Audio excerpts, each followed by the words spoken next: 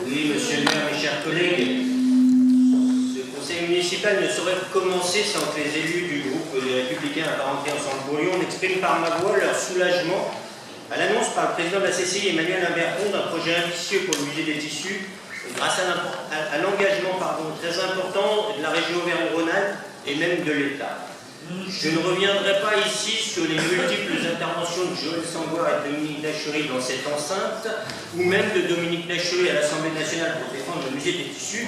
Et il m'apparaît pour le moins étonnant que mon collègue président de l'UDI tente à tirer la couverture à soie. Ceci dit, dans le cadre du musée des tissus, plus rien ne m'étonne. Ce soulagement a été d'ailleurs largement partagé par l'ensemble des Lyonnais, et au-delà par de nombreux Français soucieux de la préservation du patrimoine.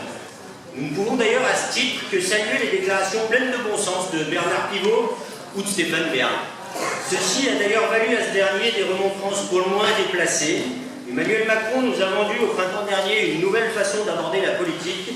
Le message n'est manifestement pas descendu jusqu'au numéro 2 du gouvernement, c'est dommage. Depuis le début de ce qu'on peut aujourd'hui appeler le feuilleton du musée des tissus, l'ensemble des acteurs, CCI, Unitex, État, région, mais aussi Ville de Lyon et Métropole, l'ensemble des acteurs est d'accord sur un point.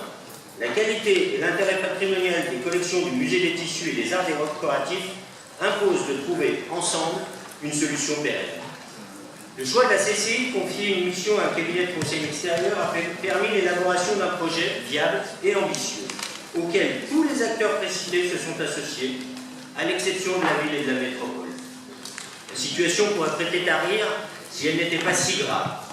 Pourtant, depuis de nombreux mois, nous sentions bien que votre volonté n'était pas tant de participer à un projet ambitieux.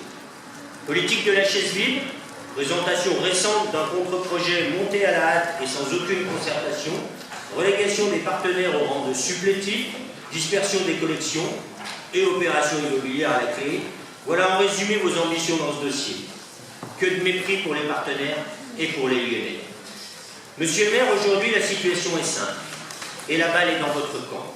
Vous n'avez que deux solutions, soit persister dans votre isolement, soit rejoindre, comme vous l'a proposé le président Imberton, le futur groupement d'intérêt public, aux côtés de la CCI, d'Unitex, de l'État et de la région Auvergne-Rhône-Alpes.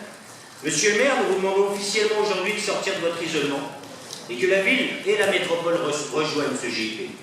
Ne pas faire de la ville de Lyon un acteur majeur du projet serait sans doute une erreur majeure, certainement la première d'un mandat qui ne saurait plus mal commencer. Je vous remercie.